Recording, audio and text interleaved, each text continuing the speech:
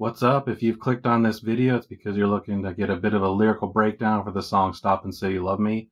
I'm going to go through a bunch of my songs over the next few weeks, talk a bit about where my headspace was when these lines were written, and also discuss a bit about the situation these songs were based on.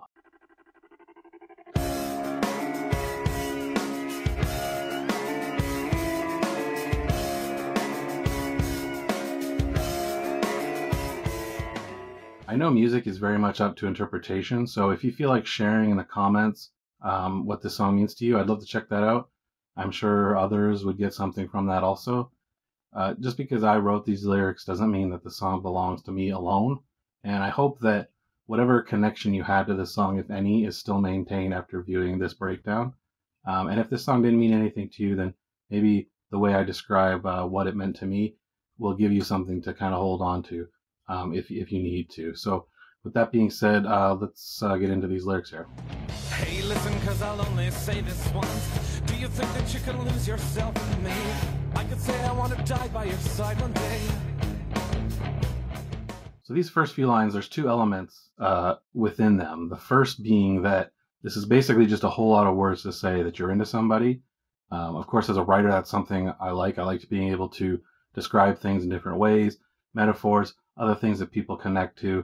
It doesn't have to be just as simple as, hey, I like you. It's not going to fill a lot of space. It's not going to work musically. So for me, the more words, the better. And, sometimes you need to have that drama for a song to really kind of hit with people. But even though there's this drama and these are intense things, there's also a lot of doubt. Like I'm saying, do you think you could do this? Or I could say that. It's kind of a subtle thing that's easy to miss, but it is in there. But I can never speak the words, because I haven't wrote the words that mean enough to me. One thing about me is that when I'm writing, it's very hard for me to sit down and say that I'm going to write about this particular subject today. A lot of what I write is off the top of my head. It's a stream of conscious based on either what I'm going through, what others are going through, whatever kind of conversations I've had with people. Then I kind of fine tune whatever comes out and it becomes the lyrics. So for me, it's a compliment to say that I'm struggling for things to say because I don't feel like anything I can say is enough. So together we can burn this way, burn this way. This whole burning this way is just about how, because nothing is 100%, we're both going to suffer.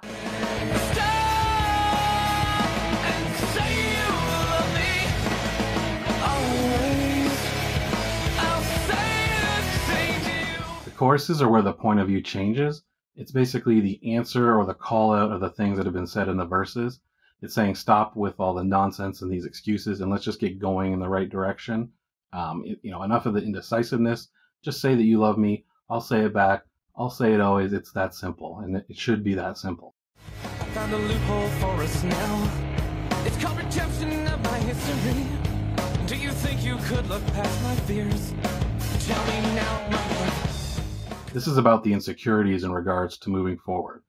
Coming up with a way that we can work, which includes letting go of the history or the baggage that came from all the previous experiences that have happened, or maybe the most recent ones. I'm pretty sure that everyone has had baggage at one point in their lives. They've been hurt. They're still holding on to it. This is asking this new person if they can look past all that. And if they can, then maybe things can work. It's obviously a very flawed thing to be asking someone else to deal with your issues. And that's really not fair. And it usually doesn't end well.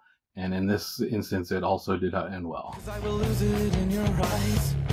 I see firelight in your eyes. I know that things won't be better when you are by my side. This is basically just the sentiment of the song. I like to put those kinds of things in there, terms of endearment, things like that. It's basically saying that aside from all the complications, there's still feelings there that are real. There's also this visual of firelight flickering in your eyes. I think if anyone's experienced that, they can draw upon that image, and it kind of strengthens what I'm saying in the lyrics.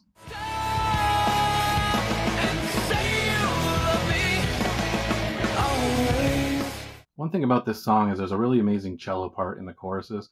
It's kind of hard to hear. It's really mixed in there. I remember when we recorded it, because I was there for pretty much all the sessions.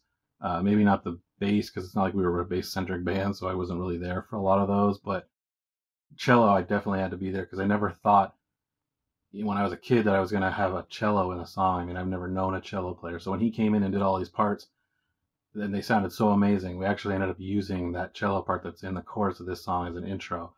If I could ever find that little intro, I'll definitely post it so you can hear it because it sounds really cool.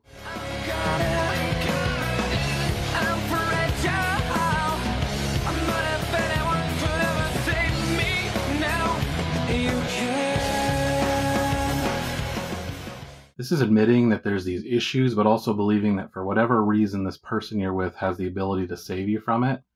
At the time, it seemed like a great idea, but in the long run, ends up being a bit of a mess. It's unfair to put the onus on someone else to deal with all of your past. It's going to be in the way, when in reality, a new relationship should just kind of flow. And just because you're aware that you're broken, and maybe this other person is fine with it, the chances are that both of you are sitting there with your emotions set at 11. And as long as it feels good, everything is all good. That can go for quite a while, but eventually you're going to hit this wall if you don't deal with these things. Of course, there's exceptions to every rule, but my advice and from what I've learned from this is that it's better to be a complete person before you try to find someone to complete you or you try to complete somebody else. So I've had people ask me what this sound is, even just trying to recreate it live. It's actually just a cello that's swelling. If you heard it without the effects, that's all it would sound like. When we sent it to the mixer, he chopped it up, put some effects on it, and that's how it ended up.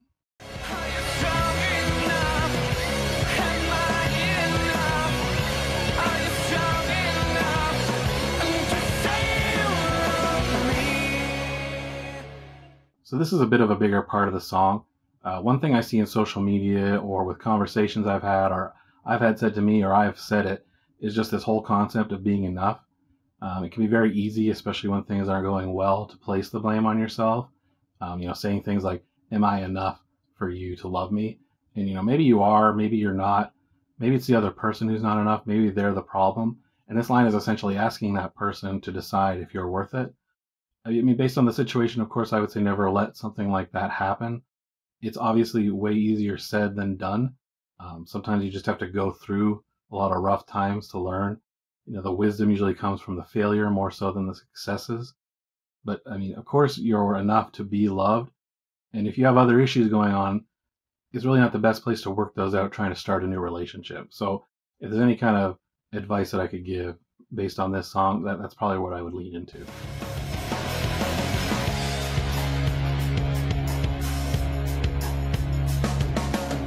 So that was my breakdown of Stop and Say You Love Me. I hope you enjoyed it.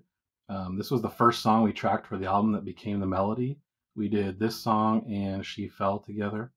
She Fell, it was kind of a last minute song that we dropped off. I'll get into that more. I do plan on doing that song also. The way everything kind of started is we went to a studio randomly to record like 11 or 12 songs on our own dollar.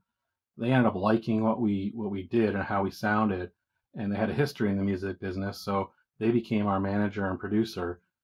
We kept Stop and She Fell, and we actually, Black Hole later went on another album and wrote all new songs for the album that was the melody. She Fell, I think, became a bonus track on maybe an FYE album or something like that. And Black Hole was a Japanese release also. I don't know why those decisions get made, but I can go into that a bit more when I talk about She Fell. But if you like this kind of content and you want to see more, definitely subscribe. Check out my Facebook, and until next time.